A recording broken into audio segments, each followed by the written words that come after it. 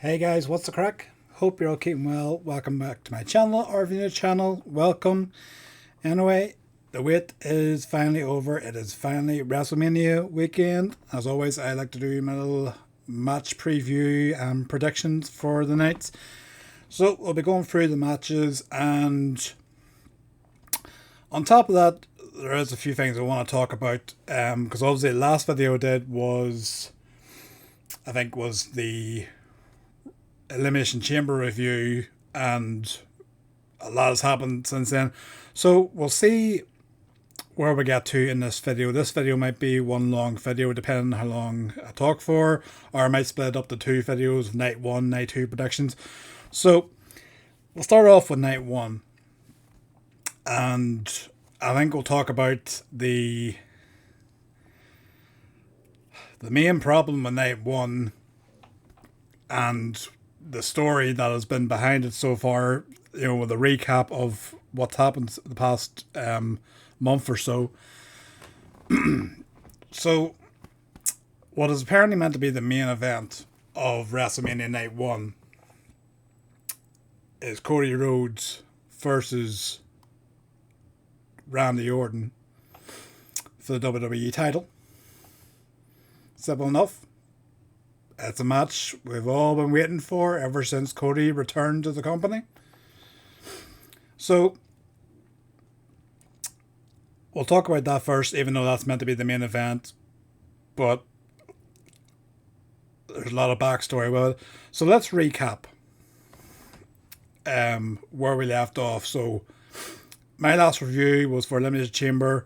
Orton won the Chamber. He's earned his match at WrestleMania against the champion, which at the time was Drew McIntyre.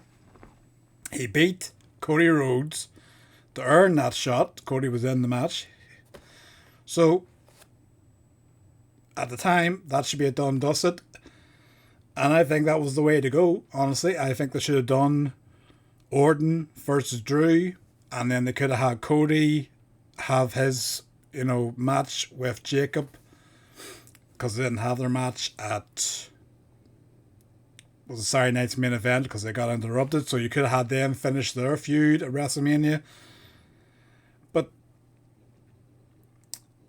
after Elimination Chamber, they set up where Cody's going to get another shot at the title, even though there was a clause in their previous match between him and Drew that Cody wouldn't get another rematch for the title. So, we'll put that aside.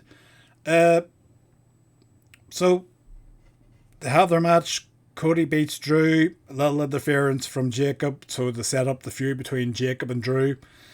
So, Cody's the champion, and Orton is the challenger.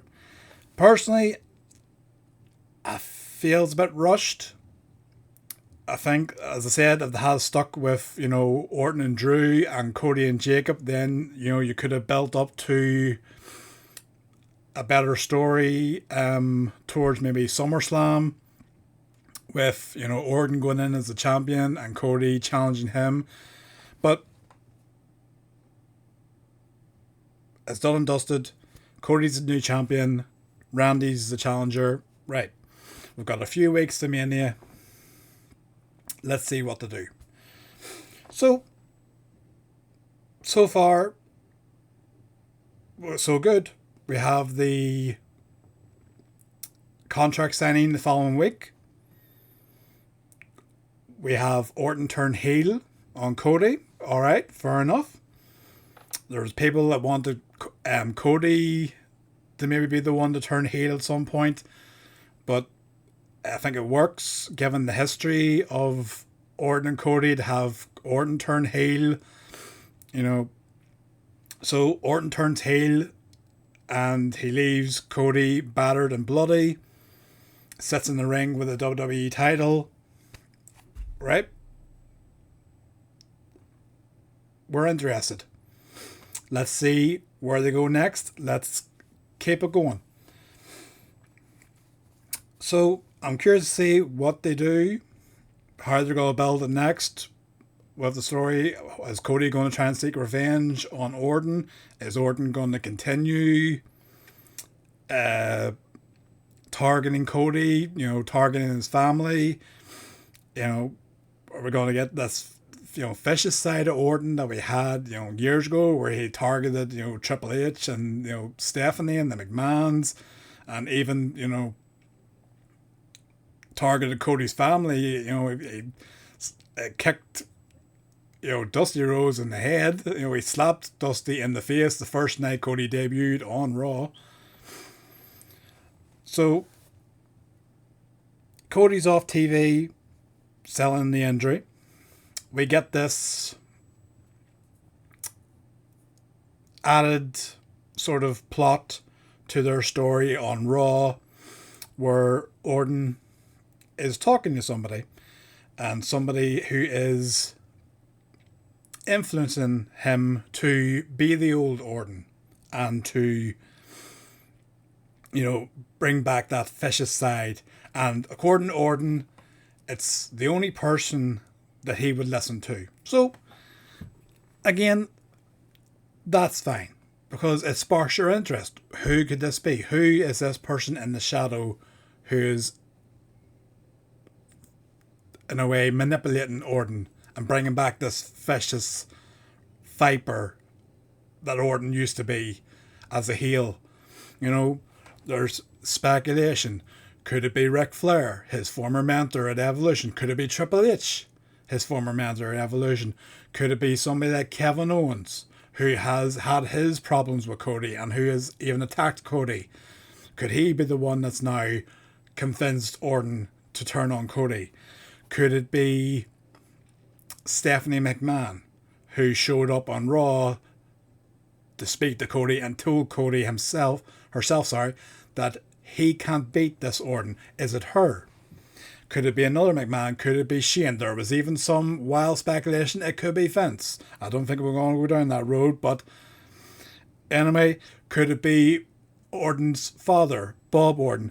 Could it even be Ted DiBiase Jr., a former member of Legacy, with Randy and Cody, who would know the story of them two, who has been there to see Orton's vicious side?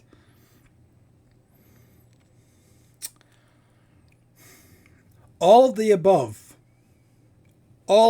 names, even Vince McMahon himself, all of the above names would have been perfect for this story. But unfortunately, WWE Creative, or rather should I say TKO and Ariel Emanuel, they decided that the best candidate for this story, the best person to include in this story, the person that only Randy Orton would listen to and who would influence and manipulate Orton to bring back his wild side, that person, don't even need a drum roll because it ain't fucking worth it, that person is former NFL punter / Raw commentator Pat McAfee.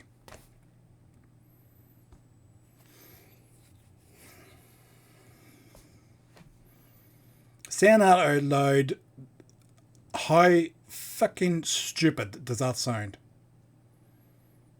Honestly, Randy Orton, with the career he's had, and he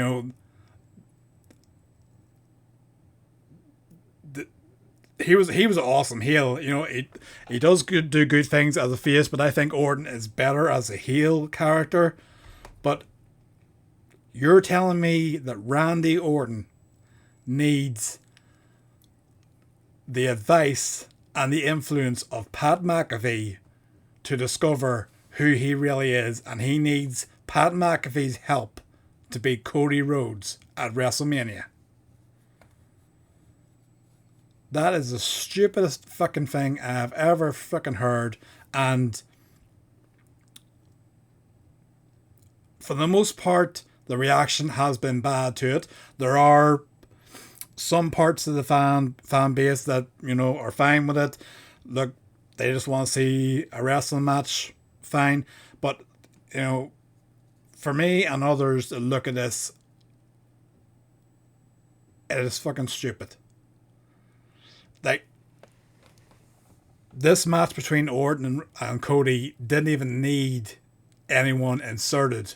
You know, fair enough, if it had been somebody behind the scenes like Kevin Owens or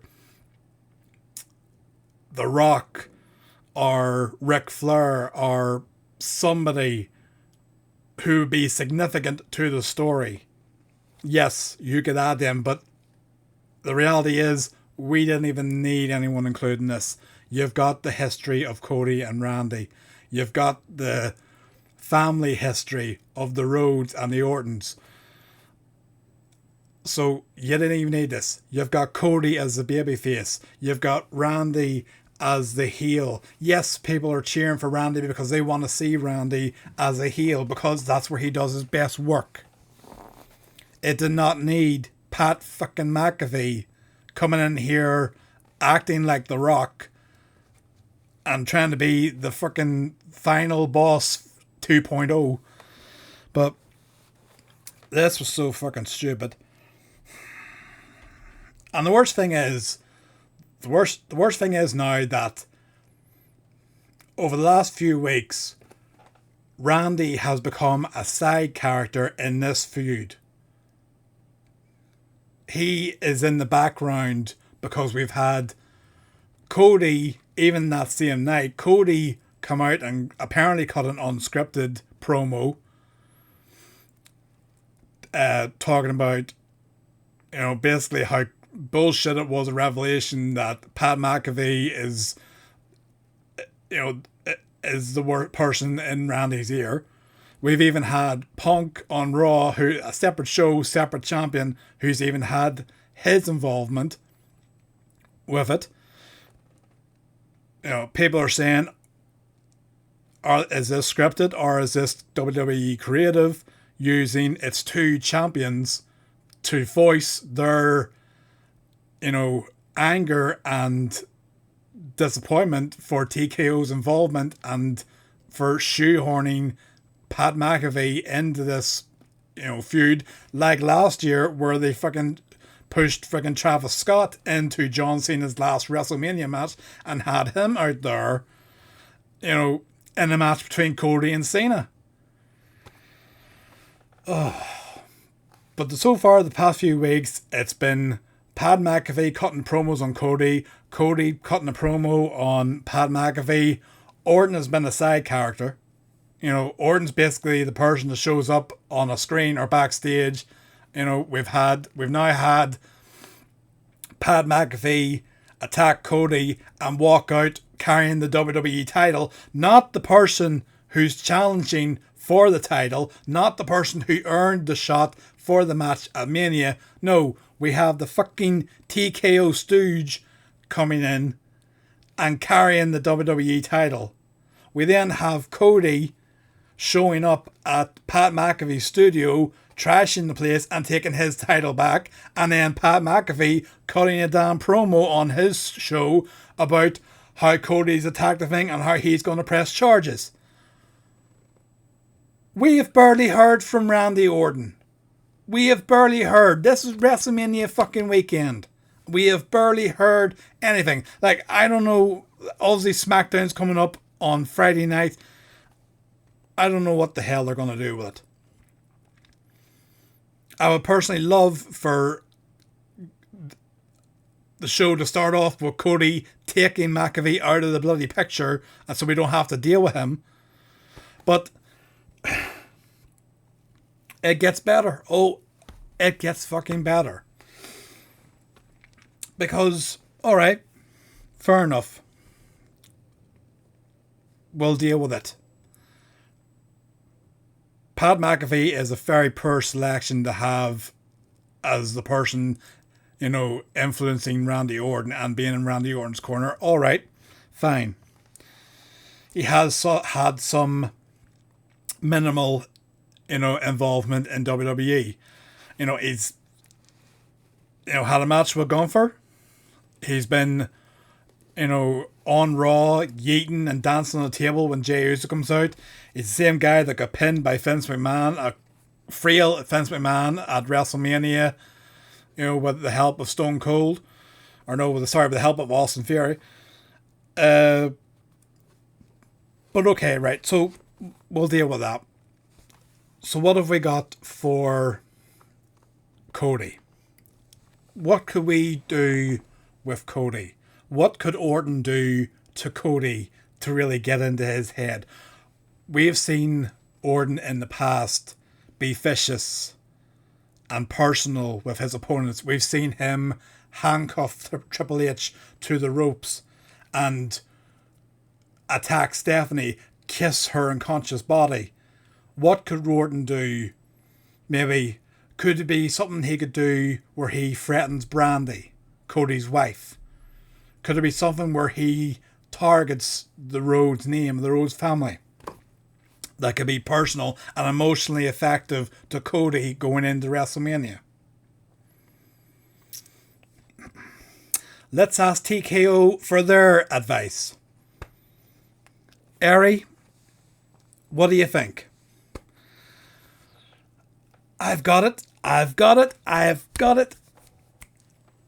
The very person that could be so emotionally connected to Cody Rhodes, and that attacking him would be get into Cody's head and give Orton the advantage. Not Brandy. Not, even Cody's dog. Not even, I know he's on a different show, but not even talking about Dustin Rhodes or talking about Cody's father. I've got it. Let's involve fucking Jelly Roll. Jelly Roll. So let's involve him in this. Let's have him be attacked by Orton and dragged out to the ring, because that moment will hit Cody emotionally. That will upset him. That will be the vicious part of Randy Orton that's gone too far. Fucking Jelly Roll.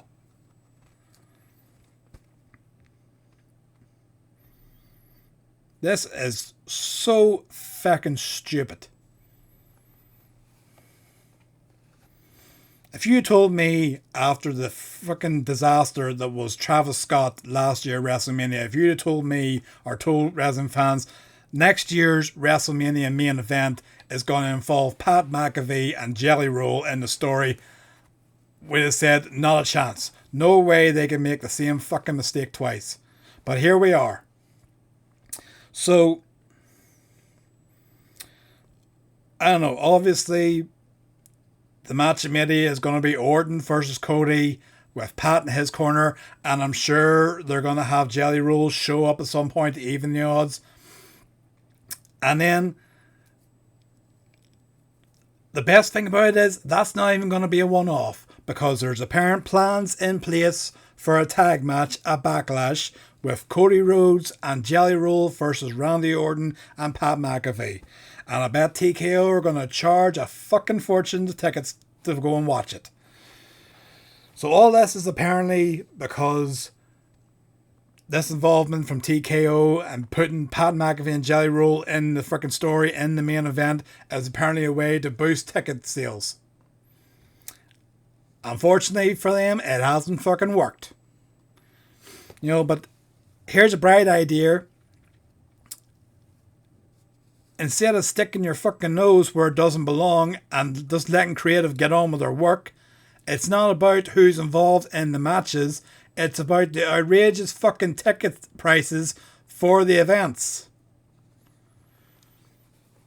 Jeez, you've even had Pat McAfee spend more time in this story talking about low ticket sales and reducing ticket prices with 25% off or 10% off for this, or night one's friggin' 20% off bullshit. I can't believe that this is a main event match for WrestleMania.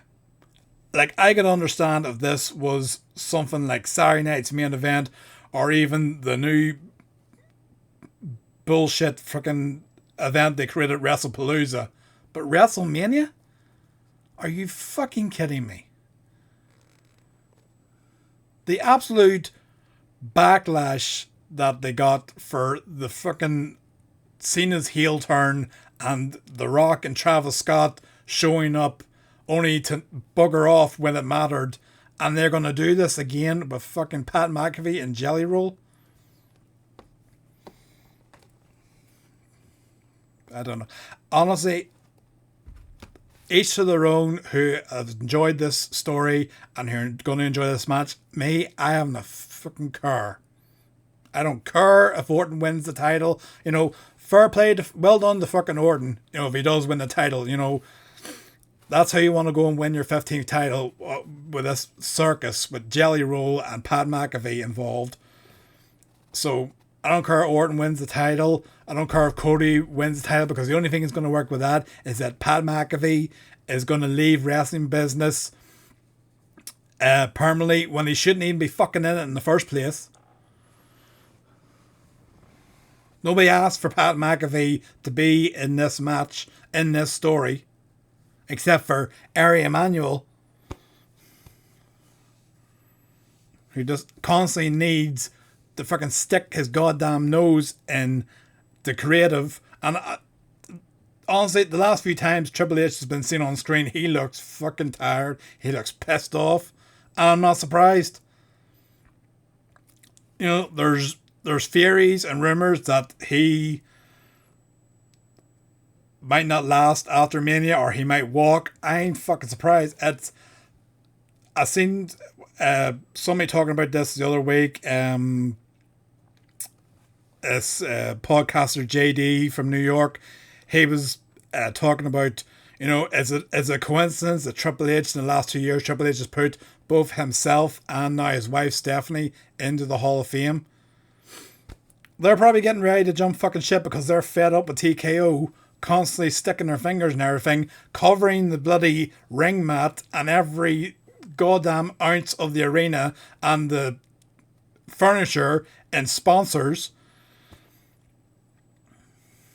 Every damn pay-per-view, or PLE as I want to call it, is fucking covered with ad breaks.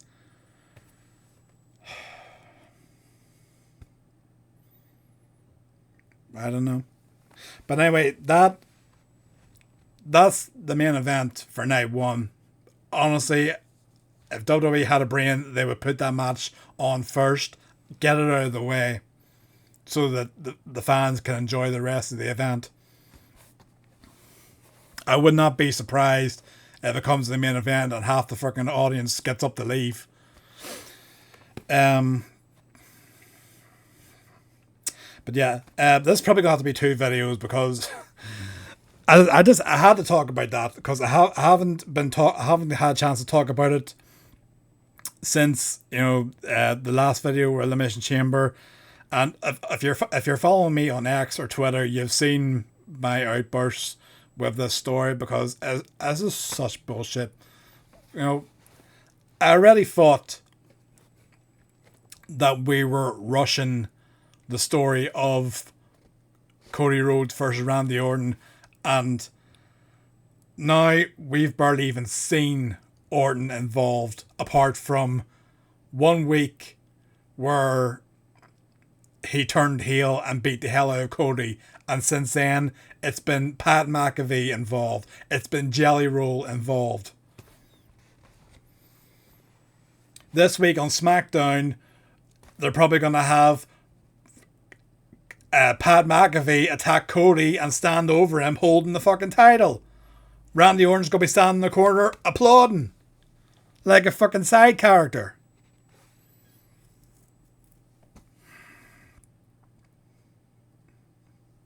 It's so fucking stupid. But that's the main event of night one. Good luck to them. But let me talk about the rest of the matches and my predictions for that. Did I even give a prediction for that? Like I said, I don't care. I predict Orton to win, because obviously if they're planning for a tag match at Backlash, it means Orton's going to win. So let me talk about the other matches. So we got the Vision and I Show Speed versus the Usos and LA Knight. Now obviously this was meant to be the Vision Logan Paul, Austin Theory, and Bronson Reed versus the Usos and LA Knight, or they probably just would have went with LA Knight versus Bronson Reed because of their history and Bronson taking him out. But obviously Bronson's out injured at the moment, so hopefully he gets healed up and gets back. Look, this is an alright match to open the show. I don't really see Speed being involved much in the match. They might do a scenario where he gets to pick up the win at the end of the match, or he hits a move.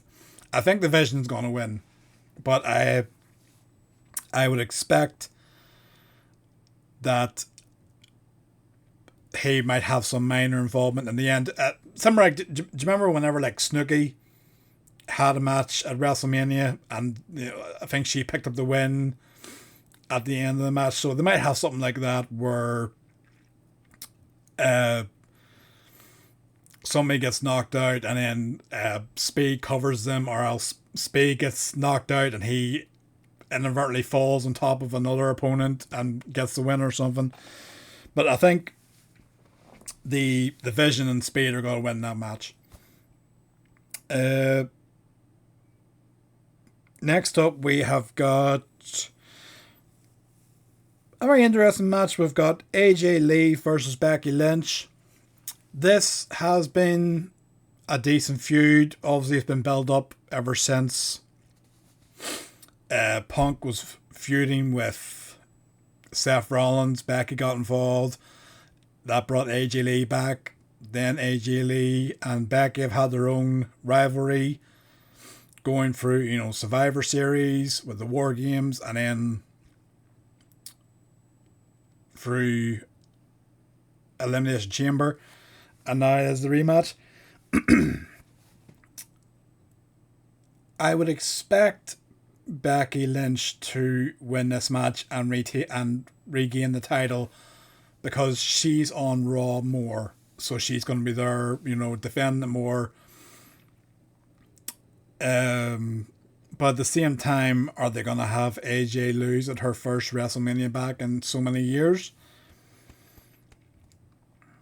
I love AJ, but I'm going to go with Becky. Have to go with the Irish girl, so I'm going to go with Becky.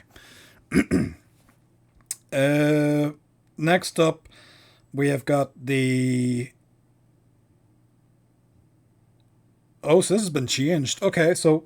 Alright, so currently, at the moment, this is a triple threat tag team match for the women's tag titles. So, I guess Nikki Bella has not been cleared to compete. There was rumour if the Bella, because Nikki obviously injured her foot, there was rumour if the Bellas couldn't compete that they might insert the Kabuki Warriors in. I don't see the reason in that. If they are going to have Asuka on the card, have her face Io, instead of just, wasting time with, the Kabuki Warriors when they're obviously at the point of breaking up. But you got Nia Jax and Lash Legend versus Charlotte and Alexa and Bayley and Lyra.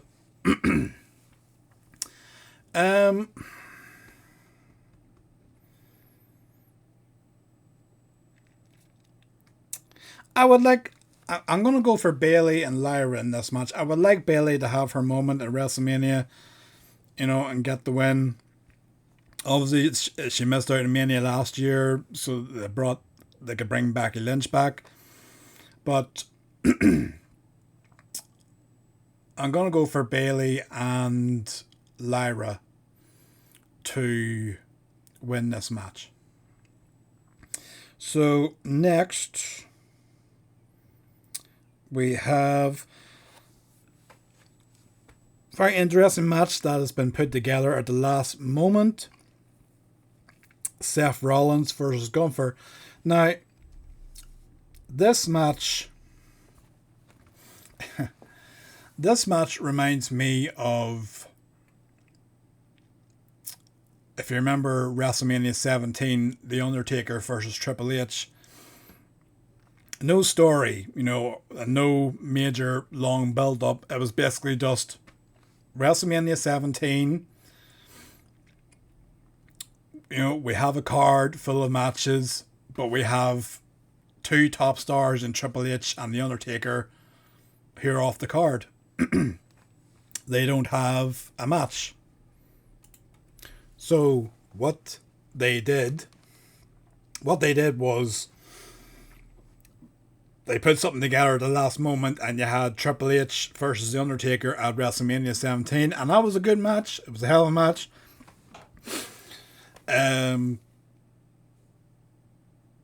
So this one has been the same because obviously this past year has been plagued with injuries for WWE. So obviously Seth got injured, then Braun Breaker got injured, then Seth was possibly going to be coming back, and then Bronson Reed got injured, so Seth could not feud with the two guys who took him out. And then on the other side, Gunther has been on this great run of, beating the likes of Goldberg, John Cena, AJ Styles. So he was rumored to have a match against Rey Mysterio, which potentially could have been a career-ending match. But then Rey Mysterio got injured, so Gunther was kept off TV. Seth Rollins, they didn't know whether he was going to be cleared to compete at Mania.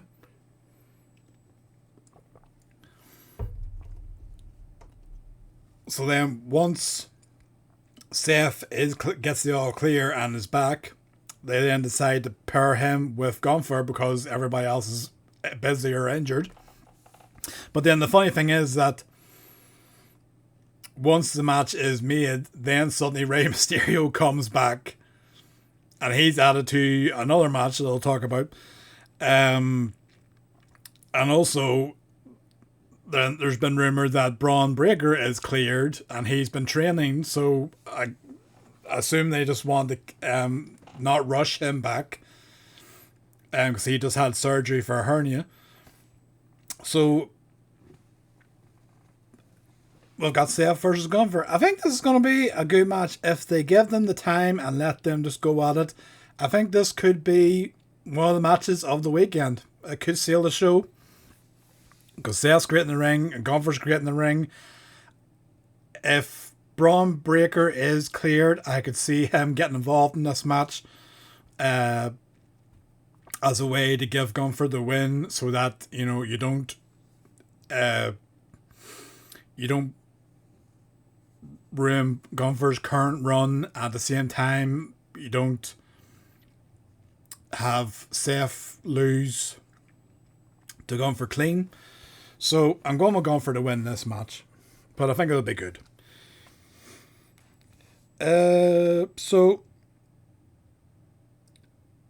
next, these next two matches for me, honestly, are candidates for main event. I think they should be the fucking main event of night one instead of the travesty that we have for the WWE title. But this one, we got Jacob Fatu versus Drew McIntyre. Now this one has been a good build. They've been going back and forward, even for months. It's been speculated that Drew was the one that attacked Jacob, although he's always denied that, so we're still waiting for revelation of who did that. Jacob inadvertently helped Drew win the WWE title when he was trying to attack him. And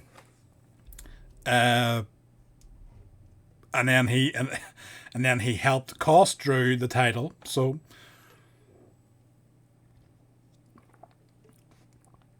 they've been going back and forward, and they've been beating the hell out of each other. There's been car crashes. There's been throwing each other off of ledges. There's been handcuffing to the ring post. There was rumor that this was going to be a Hell in a Cell match, but they have gone with an unsanctioned match. I expect this to be the usual all-out brawl. I think they'll be battling in the ring, outside the ring, probably through the crowd,